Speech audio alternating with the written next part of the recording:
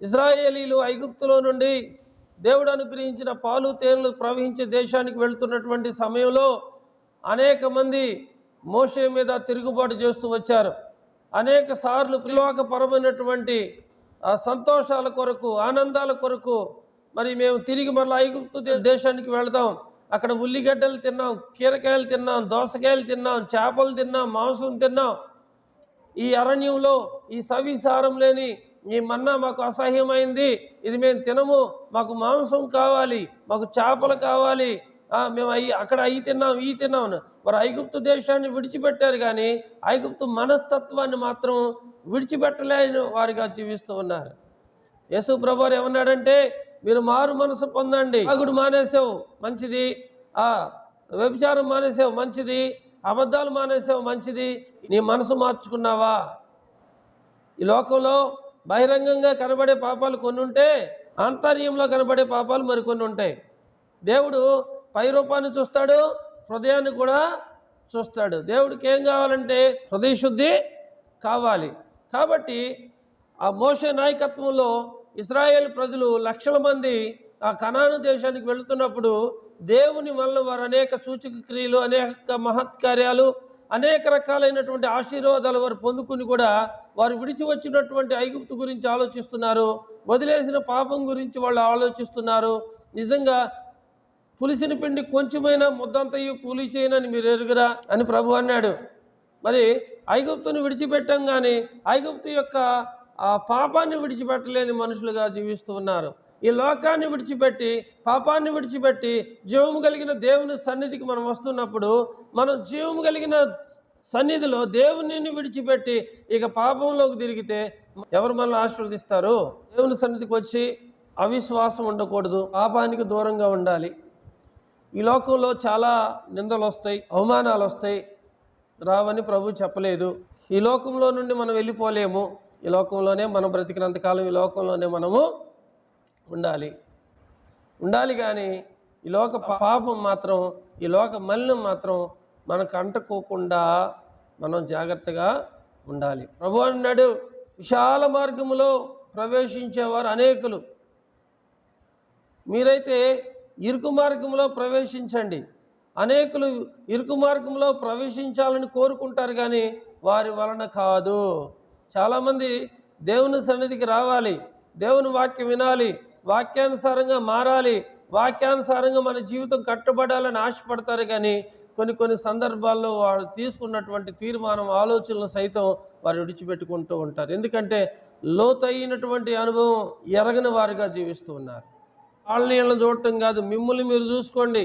వారు ఆ పని చేస్తున్నారు, వీరు ఈ పని చేస్తున్నారు కదా, అసలు నువ్వేం పని చేస్తున్నావు? నీకు విశ్వాసం ఉందా? జీవం కలిగిన దేవుడిని నమ్ముతున్నావా? విశ్వాసంతో నడుచుకుంటున్నావా? లేకపోతే విశ్వాసం లేకోకుండా మనుషుల కొరకు ఎంతవరకు నువ్వు దేవుని సన్నిధికి రాగలుగుతావు?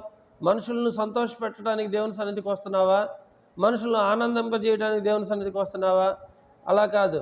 మీది ఏ ఉద్దేశంతో రావాలంటే జీవము కలిగిన దేవుని యొక్క సన్నిధిలో మీరు ఆశీర్వదించబడటానికి రావాలి కనుక, మరి ఆశీర్వాదం ఎప్పుడు వచ్చిందంటే విశ్వాసంతో దేవుని యొక్క మాటలు మనం విన్నప్పుడు, ఆ విన్న మాటలు మన హృదయంలో చేర్చుకున్నప్పుడు భూమి మీద సమస్త జనముల కంటే కూడా దేవుడు మనల్ని మిక్కిలి హెచ్చిస్తాడు, ఆశీర్వదిస్తాడు. దేవుడు మీతో మాట్లాడుతున్నప్పుడు, దేవుని యొక్క శబ్దం మనకు వినబడుతున్నప్పుడు, ఆయన మాటలు మనకు వినబడుతున్నప్పుడు మనం చాలా జాగ్రత్త పడాలి.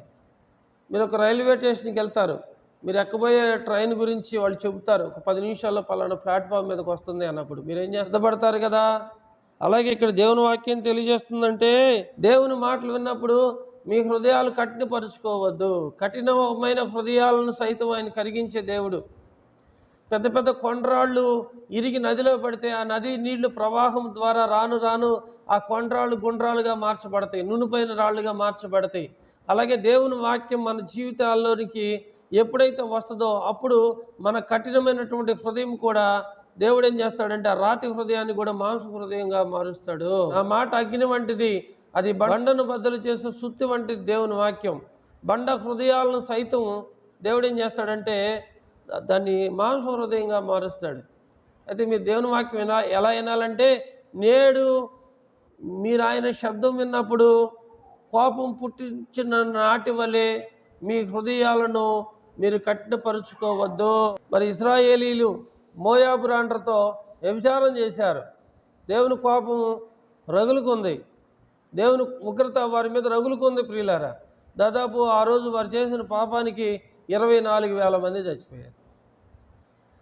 దేవుడు ఏది చేయొద్దని చెప్తాడో మనం అదే చేసి చూపిస్తాం.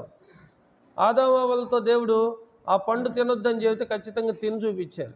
మరి దేవుడు చేయొద్దు అని చెప్పింది మనం చేస్తున్నాము అంటే మన హృదయం కఠినపరుచుకుంటున్నామనేగా, దేవుని వాక్యం మన హృదయంలో లేదనేగా. పాపం వలన కలుగు భ్రమ. భ్రమ అంటే ఏంది? కలల్లో బ్రతకటం. పాపం మొదట బాగానే ఉంటుంది, చివరికి కాల్చేసేసిద్ది మనిషిని. అబ్రహాము, లోతు. అబ్రహాంతో పాటు లోతు వెళ్ళాడు. అబ్రహామును బట్టి లోతును కూడా దేవుడు బహుగా దీవించాడు. లోతుకు పశువులను, గొడ్లను, గొర్రెలను, మేకమందలను, దాసదాసులను కూడా అనుగ్రహిస్తూ వచ్చాడు. ఒకరోజు అబ్రహాం పశువుల కాపర్లకి, లోతు పశువుల కాపర్లకి కూడా కలహం జరిగింది. అప్పుడు లోతుని అబ్రహాం పిలిపించి అంటాడు, చూడు, మనం బంధువులమి, మరి మనం రక్త సంబంధికులమి, మరి మనము నివసిస్తున్నటువంటి ప్రదేశం అన్యజనుల ప్రదేశం కనుక దయచేసి నువ్వు తూర్పుకి వెళ్తే నేను పడమరికి వెళ్తాను, నువ్వు ఉత్తరానికి వెళ్తే నేను దక్షిణానికి వెళ్తాను, నువ్వే ఆలోచించమని చెప్పినప్పుడు ఆయన ఏం చేశాడంటే సదోమ గోమర్రా వైపు చూశాడట. కన్నులెత్తి సదోమ గోమర్రా వైపు చూశాడు. అది ఎలా ఉందంటే నీరు కట్టిన తోట వలె, యెహోవా తోట వలె కనబడ్డదంట. అదేంటి? పాపం వల్ల కలిగే భ్రమ. చూడటానికి అది బాగుంది, నువ్వు ఒక పాపం చేస్తున్నావు, ఆ పాపం నీకు నచ్చింది. నచ్చినప్పుడు ఇక దేవుని చిత్తం ఏంటో తెలుసుకోవేక, నువ్వు దేవుని ఆలోచన ఏంటో తెలుసుకోవేక నువ్వు, ఎందుకంటే ఆ పాపం నీకు నచ్చింది కాబట్టి. అది భ్రమ, అది నిన్ను నాశనానికి, అది నిన్ను నరకానికి నడిపిస్తూ ఉంటుంది. పాపం వల్ల కలిగే భ్రమలో నువ్వు బ్రతకవద్దు. పాపం చేసేవాడు తను తాను సమర్థించుకుంటాడు, తను తప్పు చేస్తున్నాడని ఒప్పుకోడు, సమర్థించుకుంటాడు, మూర్ఖంగా మాట్లాడతాడు. అందరు చేయట్లేదని నేనే చేశానా? అందరు చేస్తున్నారు, నేను చేస్తున్నాను. అందరూ అంటున్నారు, నేను అంటున్నాను. అని అడగట్లేదు, వీళ్ళని అడగట్లేదు. అందరూ చేస్తున్నారు, నేను చేస్తున్నాను. నువ్వు సరి చేసుకునేది ఎక్కడ? అందరి గురించి దేవుడు నిన్ను అడగడు, నీ గురించి నిన్ను అడుగుతాడు. నువ్వు సరి చేసుకో. పాపముల వల్ల కలుగు భ్రమ చేత. పాపాలు మనుషులను ఆశలోకి పంపిస్తాయి. డబ్బు, శరీర కోరికలు, అధికారాలు, ఈ లోకంలో రకరకాలైనటువంటి భ్రమ. ఒకరోజు సాతానుడు ప్రభు దగ్గరికి వచ్చి, నువ్వు దేవుని కుమారుడు అయితే ఈ రాళ్లను రొట్టెలుగా మార్చమని చెప్పింది. మరలా సాతానుడు యేసు ప్రభుని ఒక ఎత్తైన పర్వతం మీదకి తీసుకుని వెళ్ళి, నువ్వు నాకు సాగిలి పడి నమస్కారం చేస్తే ఈ లోక రాజ్యాలన్నీ నీకు నేను ఇస్తానని చెప్పింది. మళ్ళీ దేవాలయం శిఖరం దగ్గరికి తీసుకెళ్ళి, నువ్వు అక్కడి నుంచి కిందకు దూకితే నిన్ను కాపాడటానికి దేవుడు దూతలను పంపిస్తాడని చెప్పింది. కానీ సాతాను యొక్క భ్రమలో యేసయ్య పడ్డాడా? సాతాను యొక్క భ్రమలో యేసయ్య పడ్డాడా? అలాగే మరి అవ్వబడింది, ఇది నిజమా? మీరు ఆ పండు తినకూడదా? తింటే ఏమైంది? తింటే మీరు కూడా దేవదూతల వలె ఉంటారని ఆ రోజు ఆ సాతానుడు అవ్వముని భ్రమ పెట్టింది. పాపం వల్ల కలిగే భ్రమ. చూడండి, పాపం నిన్ను గొప్పదానిగా చేస్తానని చూపించింది, గొప్పవాడిగా చేస్తానని చూపించింది. ఈ లోకంలో పాపం ఎప్పుడు కూడా మనల్ని చివరికి పతనానికి, నాశనానికి, కష్టంలోనికి, నష్టంలోనికి నడిపించింది, కానీ ఆశీర్వాదంలోనికి ఎట్టి పరిస్థితుల్లో కూడా నడిపించదు. పోతీఫర్ భార్య యోసేపు మీద కన్ను వేసింది, కానీ యోసేపు ఆమెతో పాపం చేయకోకుండా ఆమె ఎద్దు నుండి పారిపోయాడా లేదా? పాపం చేసే ప్రతి మనిషి కూడా ఒకటి సమర్థించుకుంటాడు, రెండోది సరి చేసుకోడు. పాపం వల్ల కలిగే వచ్చే లాభాన్ని చూసుకుంటూ ఉంటాడు. కానీ నీవు నీ కుటుంబాన్ని పాడు చేసుకుంటున్నావు, నీ దేహాన్ని పాడు చేసుకుంటున్నావు, నువ్వు నిత్య జీవానికి వెళ్ళకోకుండా నరకానికి వెళుతున్నావు. లోకంలో ఉండేటువంటి పాపం కావాలా, పరిశుద్ధుడైన దేవుడు కావాలా? ఆలోచించుకోండి. మూర్ఖంగా, వక్రంగా, దుష్ట హృదయం కలిగి చీకట్లో నడవాలని మరి జీవము కలిగినటువంటి దేవుని మార్గాలను విడిచిపెట్టేవాళ్ళు ఎంతోమంది ఉన్నారు. బుద్ధిహీనులు దేవుడు లేడని తమ హృదయంలో చెప్పుతున్నారు, తన మనసులో అనుకుంటున్నారు. నేను ఎన్ని పాప పనులు చేసినా నన్నే దేవుడు దీవిస్తాడు, నేను మంచివాడిని, నేను మంచి వ్యక్తిని, దేవుడు నాకే సహాయం చేస్తాడని ఒకవేళ భ్రమలో బతుకుతున్నావేమో జాగ్రత్త. అట్టివాడిని దేవుడు క్షమించడు. దేవుని యొక్క కోపము, దేవుని యొక్క ఉగ్రత వాడి మీద రగులుకుంటుందట. ఈ గ్రంథములో ఉన్న శాప వచనాలన్నీ కూడా వాడికి తగులుతాయట. సూర్యుని క్రింద భూమి మీద వాడు లేకోకుండా, వాడి పేరు లేకోకుండా వాడిని తుడిపి వేస్తాడంట. దేవునికి అవకాశం ఇచ్చినప్పుడు సరి చేసుకోమని దేవుడు చేస్తే సరి చేయకోకుండా నీ పాపాన్ని నువ్వు సమర్థించుకుంటూ, అంత మాత్రమే కాదు నీకంటే బాగున్న వారిని సైతము నీవు వారి మీద నిందలేయటం, వారి మీద అపనిందలేయటం, లేనిపోయిన మాటలు చేయటం, కామించుకోవటం, ఇలాంటి మాటలు చెప్పి చివరికి నీవు దేవుని దృష్టికి ఎలా ఉన్నావంటే విశ్వాసం లేని దుష్ట హృదయం కలిగిన వాడుగా జీవిస్తున్నావు. ఈరోజు నీకు అవకాశం ఉంది సరి చేసుకోవటానికి. ఈరోజు నీకు అవకాశం ఉంది నువ్వు చేసిన పాపాలకు పశ్చాత్తాపడటానికి. ఈరోజు నీకు అవకాశం ఉంది నీ పాపాలన్నీ గుర్తుకు తెచ్చుకొని ఒప్పుకోవటానికి. మనం చనిపోయిన తర్వాత ఇక మనకు అవకాశం ఉండదు. ఆ కలువరి సిలువలో యేసు ప్రభుతో పాటు ఇద్దరు దొంగలు సిలువ వేయబడ్డారు. మొదటి దొంగ అన్నాడు, నిన్ను నువ్వు కాపాడుకొని మమ్మల్ని కూడా కాపాడవచ్చు కదా అని ప్రభువును దూషిస్తూ ఉన్నాడు.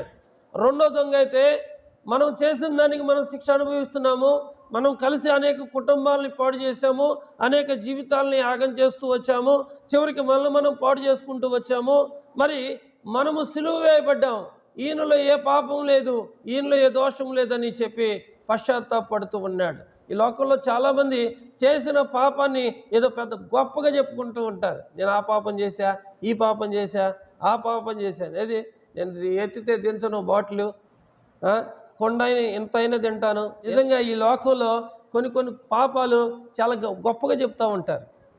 ఒకరికొకడు బుద్ధి చెప్పుకోవాలి. దేని గురించి?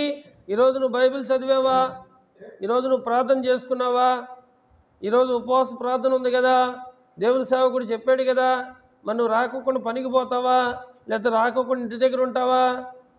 ఒకరికొకడు బుద్ధి చెప్పుకోవాలి. నువ్వు ఆత్మీయతలు ఎదుగుతూ ఇంకొకళ్ళు ఎదిగించాలి. నువ్వు మంచి మార్గంలో నడుస్తూ ఇంకొకళ్ళు మంచి మార్గంలో నడిపించాలి. అగ్నిలో నుండి అనేకులను నువ్వు లాగాలి.